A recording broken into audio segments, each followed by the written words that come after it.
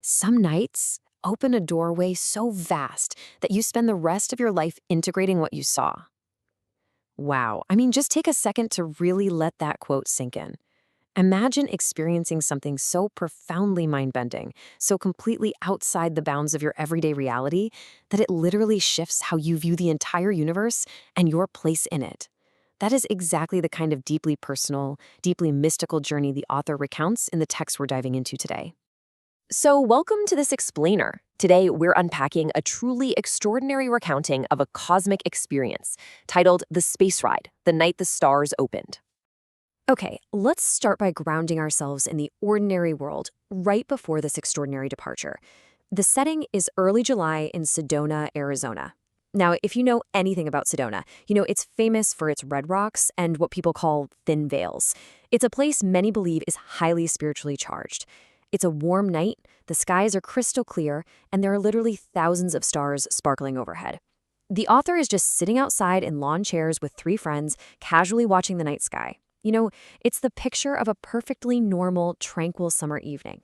But then, things escalate, and I mean rapidly. Suddenly, these sweeping streaks of light shoot vertically right across the heavens, coming in exactly 1 minute intervals. The author describes them as being like giant flashlights sweeping across the sky, which obviously gets all these oohs and ahs from the group. Then, during a brief lull, a perfect triangle of stars forms, literally a pyramid right there in the sky, and that is when the inciting incident happens. There's this immense pull, kind of like a cosmic vacuum, dragging them into a tunnel of light.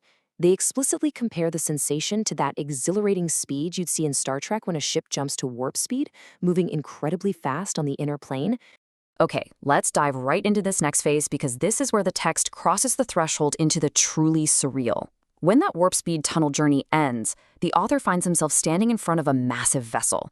But this isn't your standard metallic sci-fi flying saucer, not at all. The text describes the mothership's outer shell as a clear, crystalline material.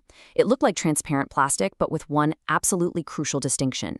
It was fundamentally alive. It was a living, breathing structure. And the sheer scale of this living ship is absolutely jaw-dropping. We aren't talking about cramped corridors and blinking control panels here. Inside the mothership, the author reports seeing actual mountains, sprawling oceans, and vast Earth-like landscapes. It literally contained entire functioning ecosystems right within its walls. The text really emphasizes this almost impossible presence of nature, fully integrated into a spacecraft, completely blurring the lines between a manufactured vessel and a natural, thriving planet. And this brilliantly illustrates a major theme in the author's recount: the stark difference between our human understanding of machinery and what they were actually witnessing. Just contrast our Earth technology, stuff that relies on combustible fuel, produces pollution, and is entirely machinery-driven, with this mothership. The author describes taking a tour of the engine room where there was no fuel, zero machinery, and absolutely no pollution. Instead, the electricity and power were generated by pure consciousness itself. The technology was described as gentle, loving, and intelligent, literally light years beyond our physical engineering. So you might be wondering, who operates a ship powered by consciousness? Well, the author states they were greeted by 12 beings, specifically naming two of them, Zoran and Lord Michael.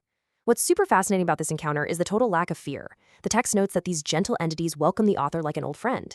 So after the tour of the ship, the author is placed on this beautiful table. The 12 beings gather around, placing their hands on the author's body, which marks the beginning of a profound, completely wordless spiritual ceremony, or initiation. During this ceremony, brilliant colors of light began to flow right through the author. But this wasn't just physical light. It was like a living rainbow. The text describes this light as conscious, blissful, and deeply, deeply healing. It felt incredibly ancient, yet overwhelmingly familiar at the same time. Without a single spoken word, this light ceremony totally dissolved all of the author's earthly stress and fear. It acted as a huge catalyst, basically an awakening of memory that reminded the author of their true origin and deep cosmic connection. While in this state of bliss, the author comes to understand the existence of something called the White Brotherhood. They are described as a consortium of beings of light, and their core mission is to help consciousness evolve. But crucially, they do this through love, never through force. The text actually reports that millions of humans are part of this consortium, choosing to incarnate on Earth specifically to help our planet during times of really great transformation. Now, as you can imagine, This massive download of cosmic information triggers some incredibly deep existential reflections for the author, and by extension, for us as the readers. The very first question that arises from this initiation is pretty profound. Who am I? I mean, stripped of your earthly titles, your job, your daily routine, if you are truly a being of light, just temporarily walking on Earth, as the text suggests, then who are you, really? Which naturally leads right into the very next reflection. What is the purpose of life? If the universe is actually teeming with conscious ships, ancient beings, and vast consortiums built entirely on love, then what is the point of our day-to-day existence down here? Where is true happiness found, if not in the material things we spend so much time chasing? I invite you to just ponder that for a second alongside the author's recounted journey. So the crucial point is captured perfectly in this third question from the text. Why do we sleep through our own awakening? If we are inherently beings of love, and if love is the most powerful force in the universe, a force the text notes was embodied by figures like Christ, why on earth do we forget? Why do we walk around essentially asleep to our own potential and our own profound connection to the cosmos? Well, the source text provides a very clear answer to that. Earthly distractions. We get entirely lost in stress, in fear, in greed, in endless daily distractions, and in this general sense of smallness. These earthly tropes keep us completely asleep, causing us to forget our greater purpose. We get so bogged down in these daily anxieties that we actually forget that the very breath keeping us alive right now in this moment is a literal miracle. To counter that feeling of smallness, the author shares this absolutely beautiful, poetic realization from their journey. They write, "We are flowers on a garland called life." It's such a striking metaphor for human interconnectedness. We might look different, we might bloom in different colors or in completely different places, but we are all ultimately connected. We're strung together on the exact same thread of existence, contributing to the exact same shared beauty of the universe. Eventually, of course, the cosmic journey concludes. The author describes the return, being grounded right back into their physical body, sitting in that lawn chair back in Sedona. Their friends immediately knew something profound had happened, but the author was just left in this state of quiet awe. In fact, they only told their friends a tiny fraction of the story that night.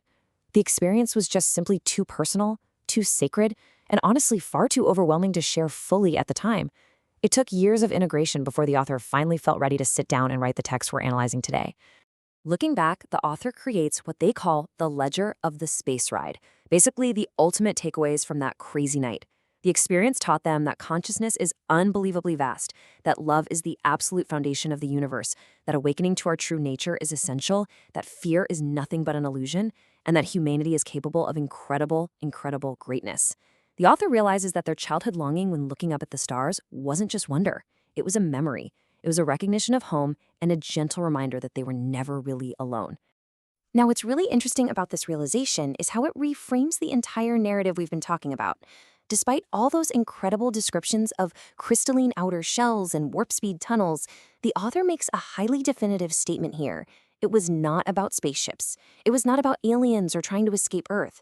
It was entirely about awakening. It was about realizing that peace begins from within, that cosmic guidance exists, and that our ultimate purpose is rooted firmly in love, not force. I want to conclude our explainer today by leaving you with this lingering, incredibly memorable whisper from the being named Zoran, spoken directly to the author. "Traveler, the stars opened because you were ready. You remembered your friends, your purpose, your origin. The universe is alive, and you are part of its awakening." Now, whether you read this text as a literal, historical event or as a powerful symbolic allegory, the core challenge it presents remains exactly the same. Are you ready to wake up? Thank you so much for joining me as we unpacked this extraordinary material today. Keep asking the big questions, keep looking at the stars, and I'll see you in the next explainer.